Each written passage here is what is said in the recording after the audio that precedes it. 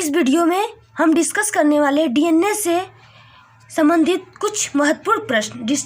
DNA से संबंधित कुछ इम्पोर्टेंट क्वेश्चन को हम डिस्कस करने वाले हैं।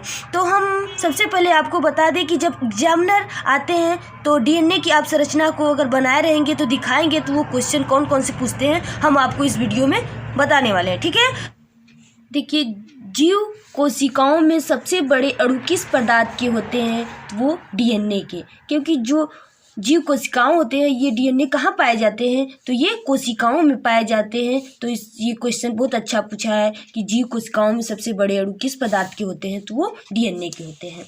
डीएनए की खोज किसने की थी? वाटसन तथा क्रिक ने।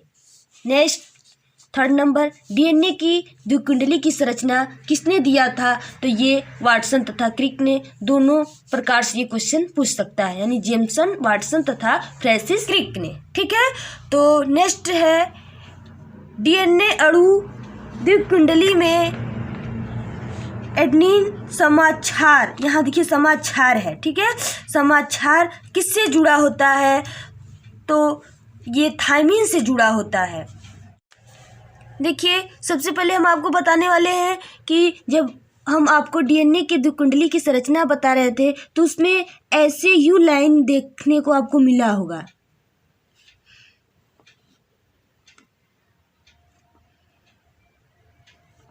और ऐसे आपको फिगर भी बताए होंगे। ठीक है, तो उसमें जो एडेनिन है वो थायमिन, यानी थायमिन की जगह पे जो जुड़ा होता था उसी को यहाँ पे पूछा है। ठीक है, डीएनए की अणु द्विकुंडली में एडेनिन यानी उसके आमने सामने कौन सा वो जुड़ा होता है?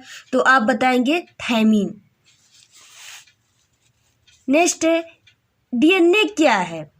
डीएनए एक आनुवंशिक पदार्थ होता है जो कि एक पीढ़ी से दूसरे पीढ़ी में स्थानांतरण होता रहता है। तो ये भी क्वेश्चन हो गया। नेक्स्ट, और देखिए,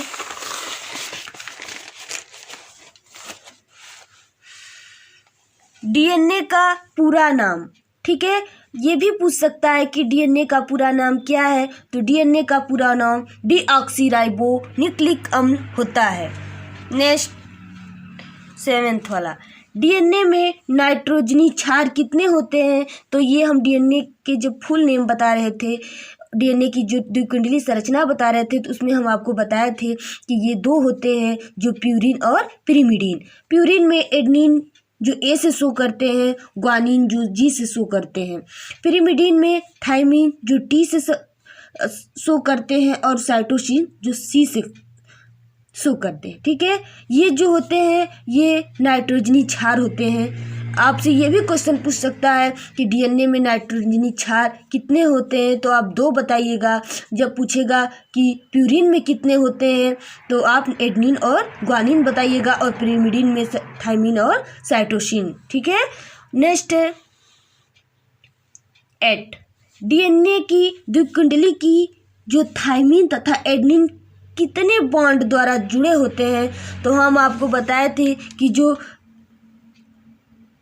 आपको ऐसी संरचना बताए थे ना, तो उसमें जो थायमिन यानी टी और एडेनिन होता है, आप इसे अपोजिट भी कर सकते हैं। तो इसमें ये 2 बॉन्ड से जुड़ा था, 2 बॉन्ड से।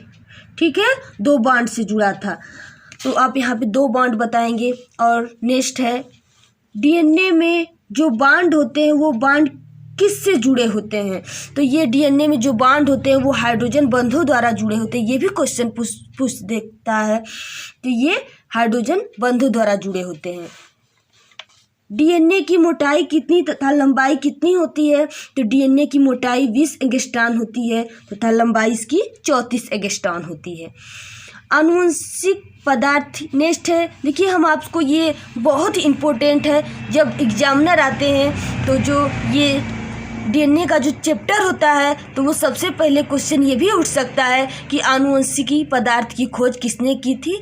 तो आपको बताना है कि 1665 ईस्वी में रॉबर्ट हुक ने किया था। ठीक है, इन्होंने ही सबसे पहले आनुवंशिकी पदार्थ की खोज की थी। तब जाकर जो डीएनए की संरचना थी उसे जेम्स वाटसन तथा क्रिक ने उसका मॉडल तैयार किया था।